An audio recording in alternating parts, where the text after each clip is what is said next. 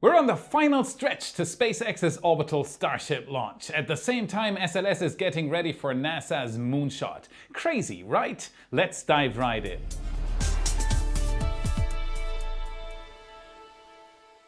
My name is Felix and I am your host for today's episode of What About It? SpaceX's Starship is waiting impatiently at the Boca Chica starbase for a launch. Meanwhile, the SpaceX workforce is applying final upgrades to the launch hardware in preparation for the largest Starship milestone yet. Starship updates. It's hydraulics time at Starbase, Texas. And this is excellent news indeed. These are all sorts of hydraulic actuators that got delivered to Starbase, Texas in recent days. And they are needed for a highly daring task. These are required if SpaceX intends to catch a Starship Super Heavy booster on the first flight. If not, they would not be needed. Their purpose is to move the bar on which a booster is being caught out of mid-air up and down. Without these, the chopsticks can stack a booster in the Starship, but they can't catch them. On August 15th, in the middle of the night, SpaceX workers performed fit checks with these actuators. Lab Padre had the camera pointed at the workers, so we got a good view of what exactly they did here. There was no final installation yet. On August 16th, work began upgrading the chopsticks for the catch attempt. The information that SpaceX actually might attempt a booster catch came from their FCC filing last month. In this, they described how exactly the first orbital Starship flight would play out. Ship 24 will fly up together with Booster 7. After separation, the Starship will continue on a ballistic trajectory, likely separate one or multiple Starlink satellites, and then re-enter above the Pacific Ocean and perform a soft water landing north of Hawaii.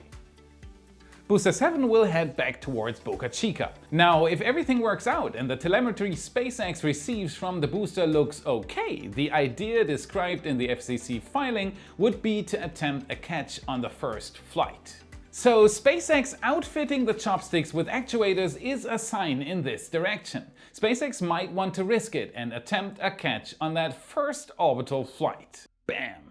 We're not far away from the launch anymore. The only thing missing now is the finish line of the static fire campaign. Since SpaceX cancelled most of their road closures for this week, there was a slight delay on the expected Super Heavy static fire planned for the center engines. After the rollback on August 12th, which Chief captured in fascinating close-up footage, the booster got transferred into the Mega Bay, where SpaceX is right now installing the 13 center engines. Elon tweeted out this stunning video on August 13th. Burning the midnight oil working on the center engine installation, that's SpaceX, no time wasted. If we look at a still of the first frame of his video, we can see that at this point the 20 outer engines were already uninstalled and at least 7 or 8 of the center ones were already installed. That's a day after rollback. Under my retweet on Twitter, someone stated that it would likely take SpaceX weeks to install these engines, and that assumption would be correct if we were talking about any other launch provider. In SpaceX's case, the whole launch system is optimized for fast processing and maintenance. This is not the first time they have done this so quickly. Seeing them repeatedly install engines so fast shows how well the system is already optimized for these kinds of tasks. And what always amazes me the most is that besides that first orbital Starship flight, SpaceX is working on a myriad of other tasks simultaneously. This is Booster 10's forward dome. It got sleeved on August 16th and Chief watched them do it. This is the high bay and Ship 25 in it. SpaceX has recently stacked the payload section and now they're busy applying final welds. After that, it will be stacked onto the engine section and another Starship will almost be ready for the second flight.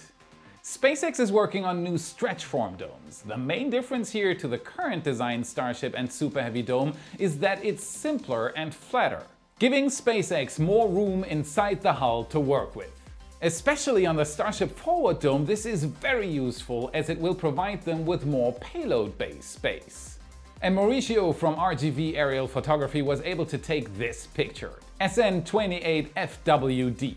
It is the first ever stretch form dome with a ship designation on it. Even though SpaceX still has to test the new dome design with a test tank, this one is already intended to be installed in Ship 28 and precisely in the spot I just mentioned.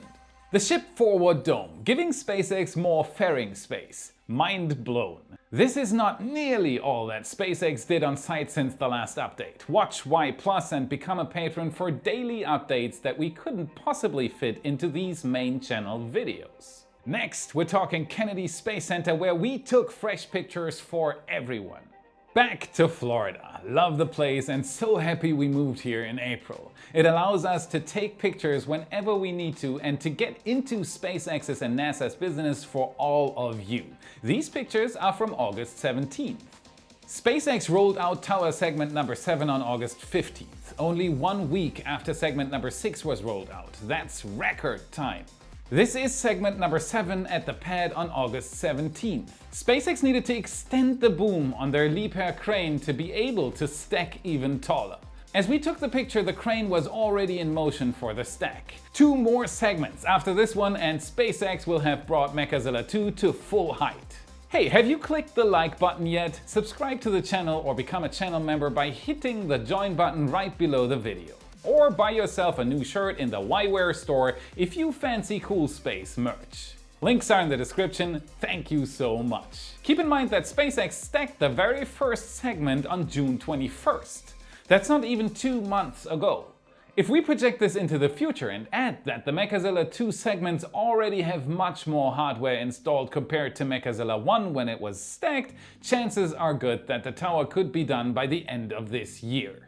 That's incredible speed compared to other launch providers where building a large launch tower can take years, not even talking about one that will possibly catch rockets. I also have a small correction here from the last episode. I compared the large spherical methane tank to the GSE tanks from Starbase to find out if SpaceX would build a tank farm in Florida as they did in Texas. And we had the wrong numbers. Sometimes that happens, so here's the correction from the last episode.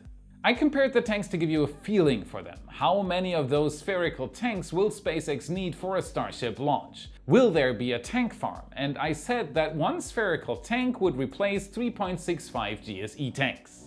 That was slightly wrong. 1 spherical tank has a volume of 3.87 million liters and 1 GSE tank fits 2.03 million liters, making the spherical tank around 48% larger in volume. So 1 spherical tank from Pad 39A roughly has the size of 2 GSE tanks from Texas and not 3.65 times the size.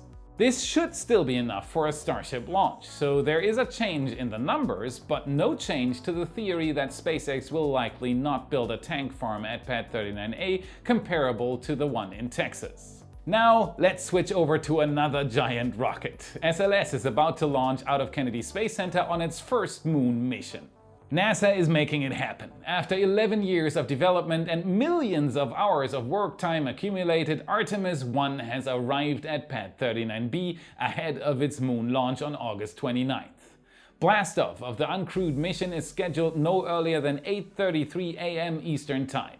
SLS will bring the Orion spacecraft on its trajectory around the moon to test the vehicle's system for future human missions. Several webcasts are scheduled for the trip, so brace for loads of Artemis content after the liftoff. We are going. No, I mean we are going. Y has been accredited as one of a select group of media teams to report about the launch on site. Yes. Stefanie and I are going to several NASA experiences, including the press conference and the launch. As we have done since we arrived in Florida, we are getting closer and closer to the people in charge. Artemis 1 is a new milestone for us as it is for the spaceflight community at large. And Artemis 2, the first mission to send a new crew to the moon after more than 50 years since Apollo, is scheduled for 2024. SLS is pure power, the largest rocket yet to take flight until SpaceX launches the full Starship stack for the first time, and a must-see for space enthusiasts worldwide. To get Orion to the moon, which is nearly 1,000 times farther than where ISS resides, the capsule must reach almost 40,000 kilometers per hour. Much faster than the speed needed to achieve a low Earth orbit. 4 RS-25 engines and 2 5-segment solid rocket boosters will push the 98-meter tall rocket with a force of 8.8 million pounds at liftoff. To give you a feel for it, that's about 160,000 Corvette engines. Its solid rocket boosters will consume 5 tons of fuel per second alone. Add another 2.8 million liters of fuel in 8 minutes from the 4 RS-25 engines and you have a rocket taller than the Statue of Liberty going towards space. In short, that's something you shouldn't miss if you're into rockets. Mark it in your calendars, tie a knot into your favorite handkerchief, or just talk to Siri about it. Watch with us on August 29th at 8:33 a.m. Eastern or 12:33 p.m. UTC. We are going and you're with us. Woo! Yeah. Fit checks. A little bit of spit in the mouth corner. I'm sorry, honey. It's time they have done this. Yeah, I've done this. Yeah. You watch them do it. SN28F. F this. Give me a moment. I also have a small